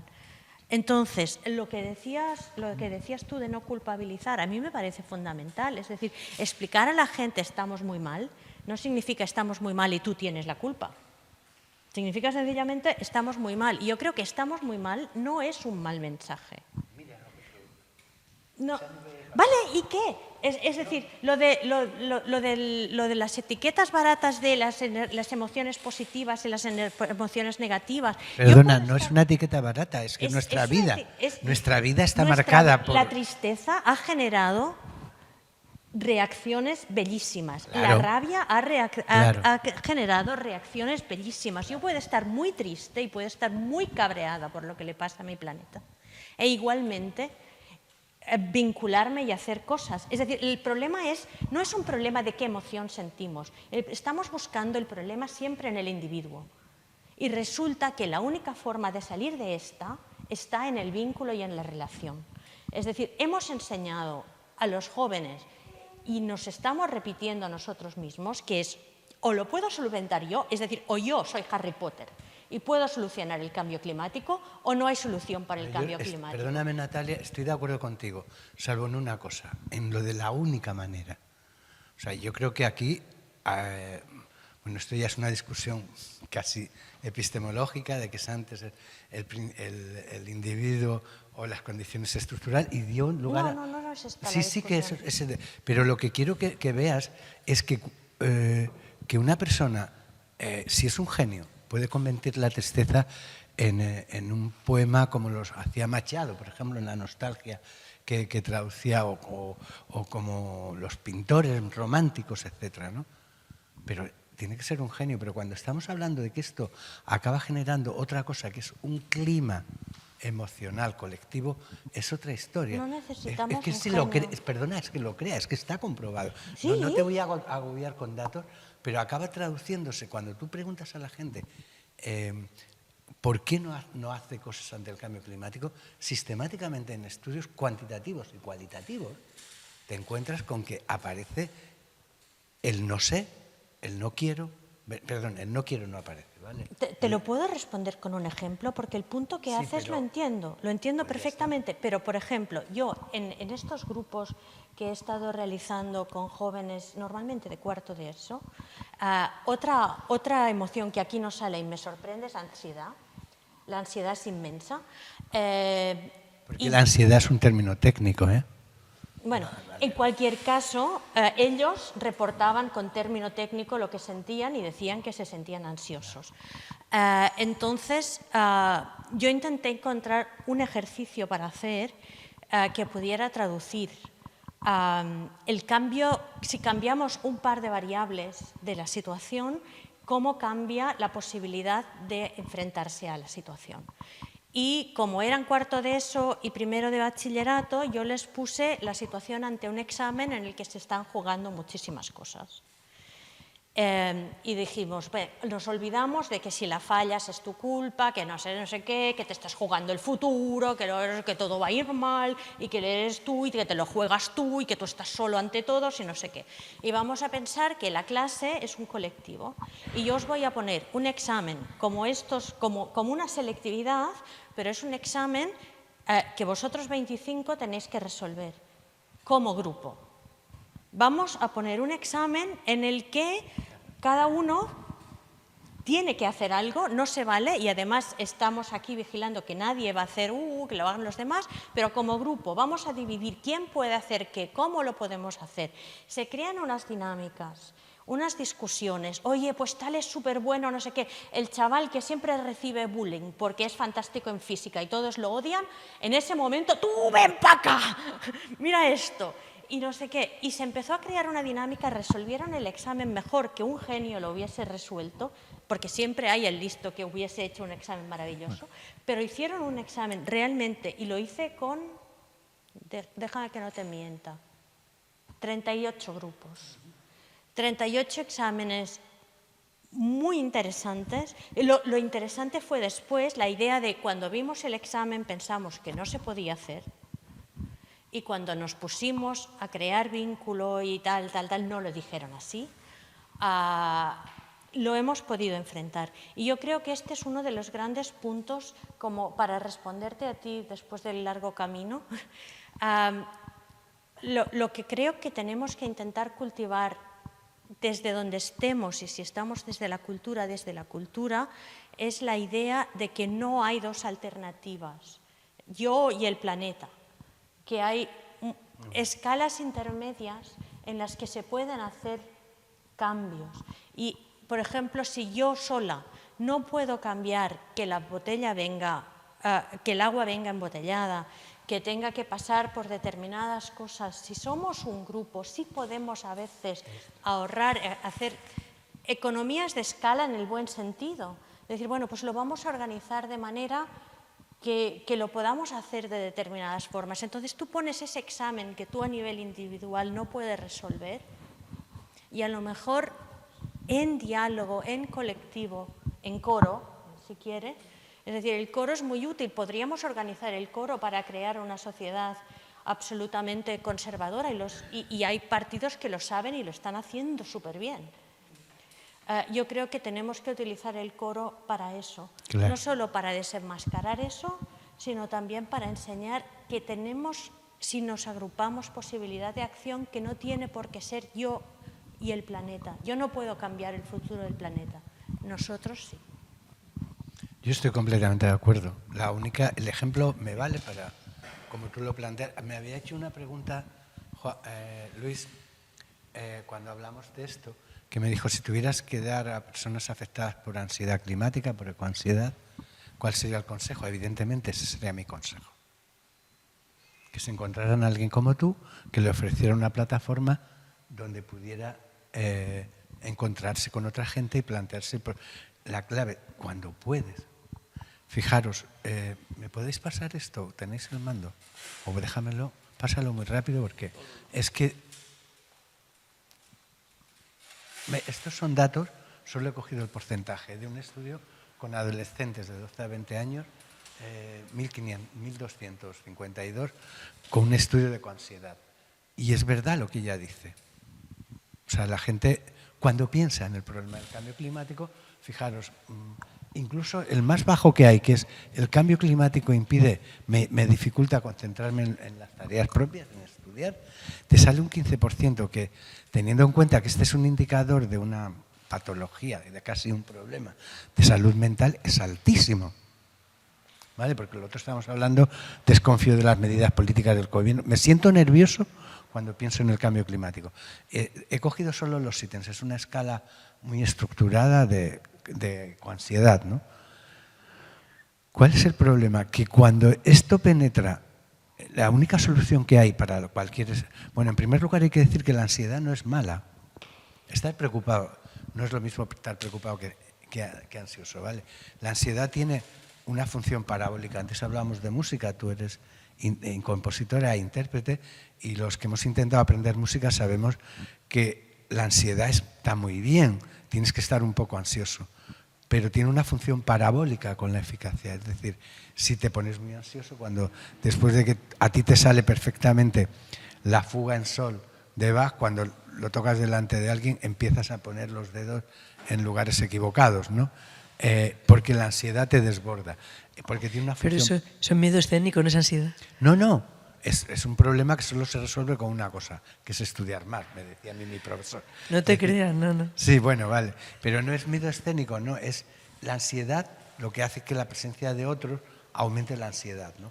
En este caso porque es observador. Pero en el caso que ella dice, los otros pueden actuar como el escenario del debriefing, de que tú lo cuentes, tu preocupación, la compartas y busques una salida. Porque lo que está claro es que no hay salidas individuales. Es que he borrado muchos datos para no aburriros, pero este es un ejemplo de los dragones de la inacción, que decía antes. Entonces, la clave es quién hace el papel de Natalia para que esa gente que está preocupada por el examen, quién es capaz y tiene el poder de decir, este examen no es individual, lo vamos a hacer entre todos. ¿Quién tiene la capacidad de hacer eso? Y la mayor parte de la gente se encuentra sola y a veces con fakes sobre el cambio climático, pero eso es otro tema que lo hablaremos en otro momento, ¿no? A mí me preocupa mucho, no tanto la ansiedad, la ecoansiedad, la ansiedad climática como tal, me preocupa que no somos capaces o no tenemos escenarios donde podamos vivir grupalmente eso y compartirlo, salvo que nos encontremos con alguien que lo ofrezca. Y la cultura puede ser la ocasión para la creación cultural incluso el consumo cultural, ver la película juntos. Perdón.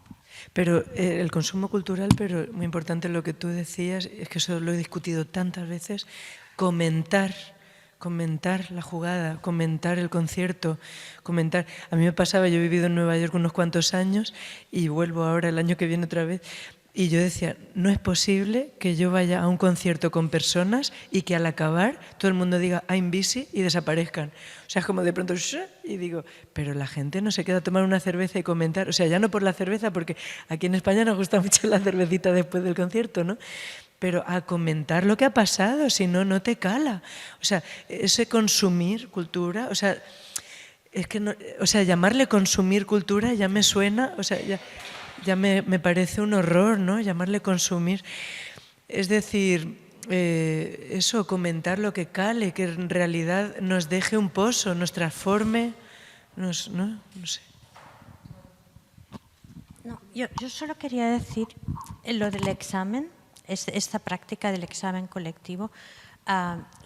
¿Os imagináis la reacción en los institutos después de que yo haga esto?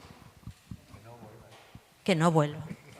Es decir, lo que pasa cuando yo hago esto es que el equipo directivo y todos los profes se ponen contra mí y dicen, la has venido a liar y les estás poniendo ideas en la cabeza.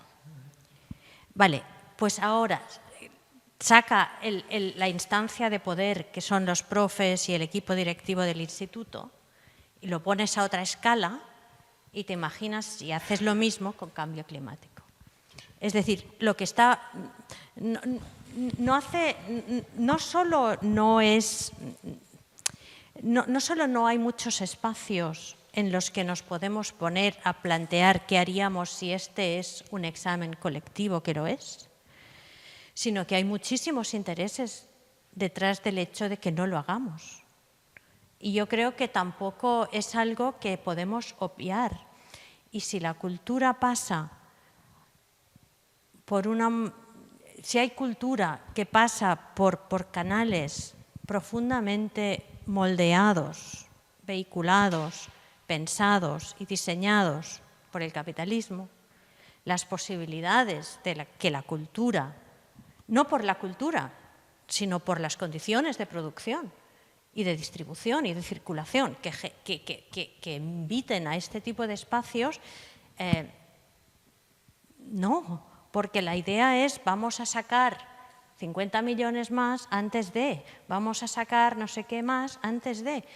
Y la idea de que la catástrofe climática que puede pasar es una catástrofe no es una idea compartida por todo el mundo. Yo solo quería terminar y me prometo no volver a abrir la boca. Cuando yo en la última sesión con jóvenes les conté, mira, voy a ir a un sitio donde me han preguntado por cultura, cambio climático y jóvenes. ¿Qué les diríais si os invitaran a vosotros?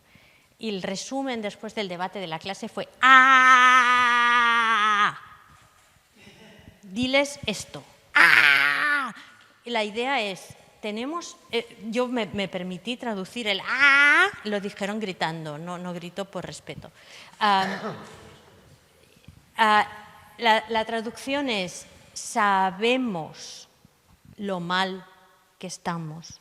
No necesitamos que nos cuenten otra vez lo mal que estamos. Necesitamos saber cómo navegarlo. Esta es la clave. Pero esto justamente es lo que... Hay dos niveles aquí, ¿no? Uno que es muy estructural, ya acabo, y otro que es en el que yo me he basado más, que es más motivacional. Y estoy de acuerdo completamente en esta conclusión. Necesitamos que contar el cambio climático de manera que no solo genere pánico y terror y grito descontrolado, ¿no? Sino que se base en promover, cuando yo digo en promover psicología, emociones positivas, estoy diciendo en que descubras el slot, el huequito por el que tú puedes hacer algo y con el que te vas a encontrar con otra gente haciéndolo. Y sistemáticamente estamos viendo que esto es muy difícil porque la sociedad, las condiciones globales son otras, ¿no? Entonces dificultan muchísimo que haya creaciones colectivas, que haya experiencias de encuentro y salvo lo que llaman ahora la coactuación, que encontrarte en un centro comercial con una masa o como un auditorio escuchando a un líder, ¿no? Entonces, para mí es muy importante ver que el cambio climático, que insisto, no es solo un problema, toca de lleno, plantea la necesidad de cambiar aspectos cruciales de los estilos de vida. Y como lo estamos contando, lo único que hacemos es provocar desconexión con esto. Quiero, porque estamos sobre tiempo, os quería pedir, para cerrar, un ejemplo, una recomendación, ya sé que no se debe consumir como tal, Sonia, estoy de acuerdo contigo. Además, me parece que la idea de ser consumidor o consumidora es un atentado.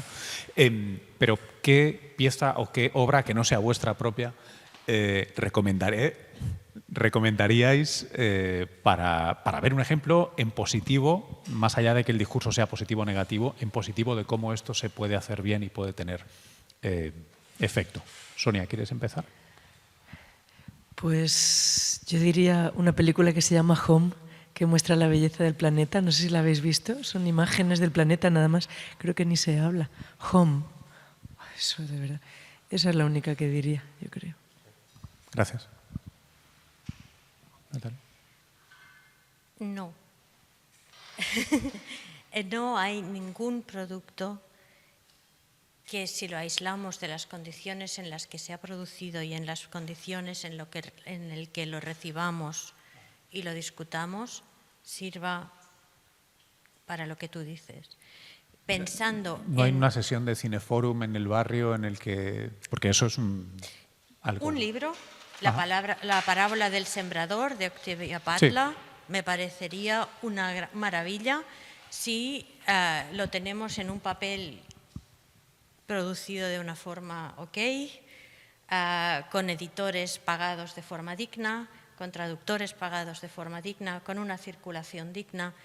que no haya producido una dimensión de contaminación brutal el llevarlo hasta tu biblioteca del barrio, y un grupo de discusión posterior. Okay. Sin eso... ¿Libro electrónico y grupo de discusión? Ja, ja, ja, como que el libro electrónico no contamina, ¿cierto? Depende de los libros que leas al año. Es que si lees muchos... Cada uno de ellos, el bajártelo. Sí, hombre, pero es menos que... Vale, pero que no es... Eso es el optimismo tecnológico del que hablaba él. No, si el libro es e-libro ya no contamina, no. No es cierto. Ok. José Antonio. Yo es que soy muy poco cultureta, perdonadme, ¿no? O sea... a buenas horas nos dices sí. esto, llevamos 2 horas. No, quiero decir que sí, y además es verdad que yo disfruto mucho y tengo una gran capacidad para que si yo tengo un pensamiento central, yo veo, aunque sea lo que el viento se llevó, y acabo fijándome en encontrar, es que de hecho lo utilizo mucho en clases, trocitos de cosas para... estoy planteándome más la necesidad de volver a recuperar ideas basadas en amor y no en tener miedo a que desaparezca la naturaleza. Y perdonad que parece que me pongo cursi, ¿no? Pero lo hago conscientemente, ¿no? Hay muchos recursos. Por ejemplo, yo estoy defendiendo mucho que las ciudades vuelvan a recuperar, o antes lo planteabas tú una idea con otras palabras, lo que ahora se llama el rewilding o la reconexión con la naturaleza. Hemos perdido, tengo la sensación por los estudios que hemos hecho con niños, de que tenemos una experiencia que llamamos de analfabetismo natural, que no es no saber el nombre de aquel árbol o identificar el nombre de un bichito de una laguna, no, o de identificar un pájaro por su canto, ¿no? Es que hemos perdido la capacidad de dejarnos estimular por la estimulación natural. Y nuestro sistema nervioso, perdona, echa de menos eso. Y lo vivimos en el confinamiento. Con mis estudiantes yo hice un estudio de qué ves por la ventana y lo que más echaban de menos era este tipo de vista, sobre todo cuando vivías en un interbloque.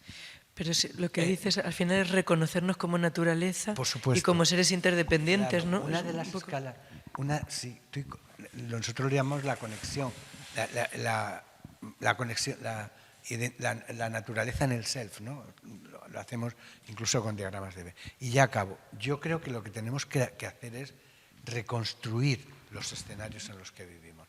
Luego también vendrá en los cineforum, los lugares de encuentro, pero con estos escenarios que vemos muchas veces es imposible. Al final uno se queda con la sensación de angustia. En uno de los vídeos que pongo aquí acaba diciendo, es el amor a la naturaleza y no el miedo a perderla lo que nos va a motivar en su defensa. Qué bien, pues muchísimas gracias, Sonia, Natalia, José Antonio, qué lujazo y qué gusto. Yo no me puedo resistir a recomendaros por lo menos una cosa rara, que es un documental del año 2008 que se llama Sizzle, que no sé si alguien aquí conoce, sí, Sizzle, bueno, fue un release pequeñito, pero es una meditación muy interesante sobre la conversación que tenemos sobre el cambio climático con muchos de estos elementos que decís aquí, y además narrativamente interesante, es entretenido y lo puede ver la gente, no de que llega al Sálvame, pero lo puede ver casi todo el mundo y sirve para, o sea, te genera las ganas del cineforum directamente y me parece muy, muy interesante. Y para leer El Ministerio del Futuro, supongo que muchas de vosotros lo habréis leído, y la nueva de McEwan, que sale esta semana, que ha hecho un Cli-Fi por primera vez, así que puede ser muy, muy interesante. What We Can Know, publicada creo que hoy, ayer o algo así. Muchísimas gracias. Hacemos una breve pausa y arrancamos en unos minutos otra vez, ¿sí? Gracias.